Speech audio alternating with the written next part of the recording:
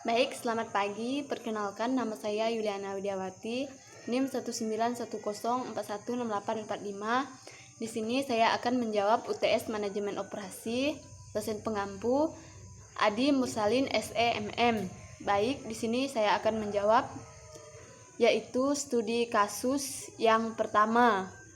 Studi kasus yang pertama yaitu diketahui masalah penugasan produksi kue perusahaan Siskolko, yang mana dibantu oleh 4 karyawan, diantaranya Pejo, Pejah, Wanto, dan Wanti, yang akan diperdayakan di bagian adonan memasak, memotong, membentuk, dan mengemas. Dengan incian upah per hari Rp1.000 sebagai berikut. Pekerjaan Pejo, adonan 65, memasak 50, memotong 60, mengemas 70. Pejah, adonan 55, memasak 45, memotong 60, mengemas 55. Wanto, adonan 50, memasak 60, memotong 75, mengemas 70. Untuk Wanti, adonan 40, memasak 55, memotong 65, mengemas 60. Kemudian tentukan pengalokasian optimal pekerjaan ke karyawan agar memperoleh biaya upah paling murah. Selesaikan masalah penugasan ini di atas dengan menggunakan metode Unggarin. Untuk langkah yang pertama, mencari biaya terkecil untuk setiap baris, kemudian menggunakannya untuk mengurangi semua biaya yang ada pada baris yang sama. Dalam langkah ini diperoleh hasil sebelumnya. Baris Pejo 65, 50, 60, 70. Baris Pejah 55, 45, 60, 55. Baris Wanto 50, 60, 75, 70. Dan baris Wanti 40, 55, 65, 60. Kemudian menemukan nilai terkecil untuk kolom yang pertama 50 dan 50. Untuk kolom yang kedua 50 dan 45. Semua itu sudah dikurangkan dengan bilangan terkecil. Baris Pejo menjadi 15, 0, 10, 20. Baris Pejah 10, 0, 15, 10. Baris Wanto 0, 10, 25, 20. Baris Wanti 0, 15, 25, 20.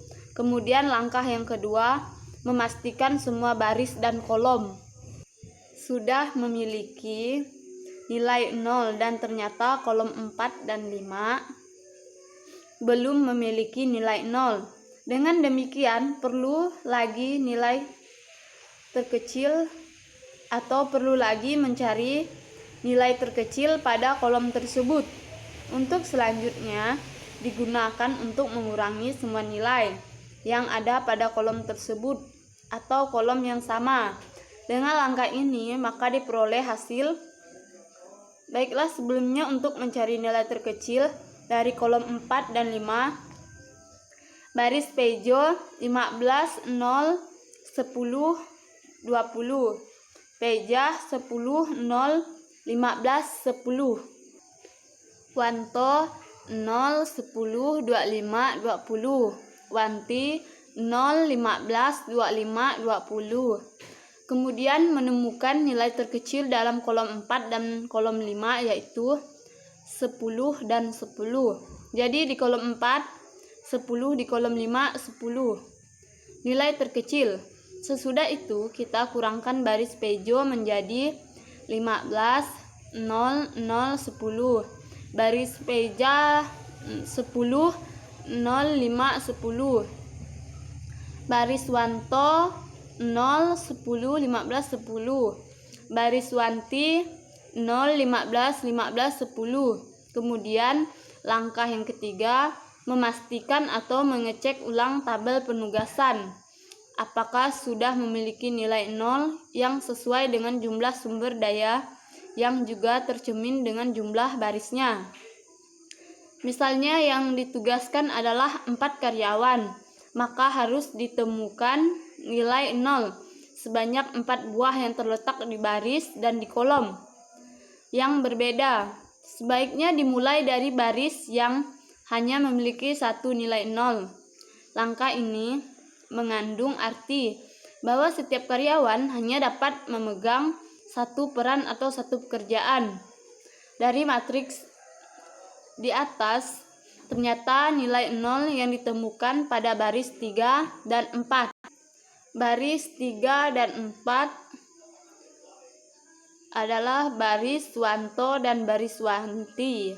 Meskipun berbeda-beda baris, namun masih dalam kolom yang sama, sehingga dapat dipastikan masalah masih belum optimal dan perlu dilanjutkan ke dalam langkah berikutnya. Untuk langkah yang keempat, karena belum optimal, maka selanjutnya adalah menarik garis yang menghubungkan minimal 2 buah nilai 0. Untuk baris Peugeot 15 ditarik sampai ke kolom yang keempat nilai 10. Kemudian Peugeot nilai 10 ditarik sampai ke nilai 0, kolom yang keempat. Untuk Wanto kemudian kita gariskan vertikal. Untuk Wanti ditemukan 3 kolom yang tidak tergaris. Untuk langkah yang kelima, diperhatikan nilai-nilai yang belum tergaris. Pilih nilai paling kecil dari dalam tabel, kemudian nilai 10 dipergunakan untuk mengurangi nilai-nilai lain yang belum tergaris dan gunakan untuk menambah nilai yang terkena garis ganda. Dengan langkah ini, maka diperoleh hasil Peugeot 25 10 0 0 10 dalam baris Peugeot 20 0 5 0 dalam baris Wanto 0 10 5 0 dalam baris Wanti 0 15 5 0. Di setiap kolom ditemukan 0 dari kolom yang pertama. Ada di baris Peugeot ada 0, di baris Peugeot ada 0, di baris Wanto dan Wanti ada 0. Untuk langkah yang keenam, apakah sudah ditemukan nilai 0 sejumlah sebanyak sumber daya yang juga tercermin dalam jumlah barisan, mulai dari baris yang hanya memiliki satu nilai 0, dan ternyata tabel penugasan di atas sudah berhasil ditemukan 4 buah yang bernilai 0. Sejumlah karyawan yang ditugaskan yang berada di baris dan kolom yang berbeda. Artinya tabel penugasan di atas sudah optimal. Jadi kesimpulan yang dapat kita ketahui yaitu bahwa Peugeot dialokasikan pada tugas memotong, Peugeot dialokasikan pada tugas memasak, Wanto dialokasikan pada tugas adonan, dan Wanti dialokasikan pada tugas mengemas. Total yang dihasilkan atau total biaya menjadi 215. Maka pengalokasian optimal pekerjaan terhadap 4 karyawan tersebut adalah 215 dikali 1000. Jawabannya 215.000 per hari. Baik, kita lanjut ke studi kasus yang kedua. Seorang manajer pemasaran ingin menempatkan 4 orang salesman di 4 daerah pemasaran produknya. Penempatan 4 salesman tersebut didasarkan pada perolehan nilai keuntungan yang diperkirakan akan diperoleh oleh setiap salesman di setiap pemasaran berdasarkan prestasi kerja mereka saat ini dan pengenalan terhadap masing-masing daerah pemasaran tersebut. Bila data perolehan keuntungan dari setiap salesman dan dari setiap daerah pemasaran yang ditentukan, penugasan salesman yang harus dibuat oleh sang manajer agar keuntungan dapat diperoleh maksimal. Untuk datanya, lokasi salesman 1 atau yang pertama 1000, lokasi yang kedua 900, lokasi yang ketiga 1100, lokasi keempat 900, lokasi yang kedua 1100, lokasi 100 atau 1000, lokasi ketiga 950, lokasi keempat 950. Untuk salesman yang ketiga, yang pertama 1050, lokasi kedua 950, lokasi ketiga 900, dan lokasi keempat 50. Untuk salesman yang keempat, lokasi pertama 1150, lokasi kedua 1000, lokasi ketiga 950, lokasi keempat 100. Penyelesaiannya, tujuan yang ingin dicapai dalam penugasan salesman di atas adalah diperolehnya keuntungan yang maksimal. Kemudian masalah ini tergolong dalam masalah maksimasi. Langkah pertama dalam menyelesaikan masalah ini dengan menggunakan metode Hungarin adalah menentukan nilai terbesar dari setiap baris dengan hasil sebagai berikut ini. Dalam baris pertama 1100, baris kedua 1100, baris ketiga 1050, baris keempat 1150.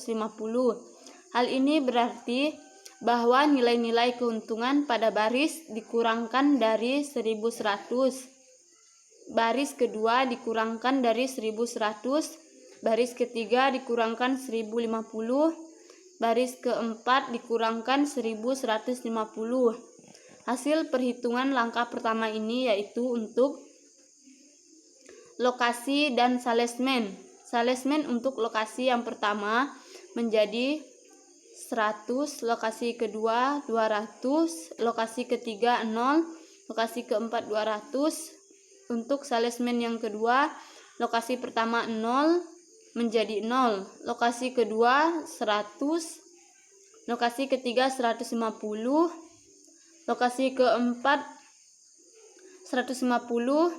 Untuk salesman yang ketiga, lokasi pertama 0, lokasi kedua 100, lokasi ketiga 150, lokasi keempat 0. Untuk salesman yang keempat, lokasi pertama 0, lokasi kedua 150, lokasi ketiga 200, lokasi keempat 150.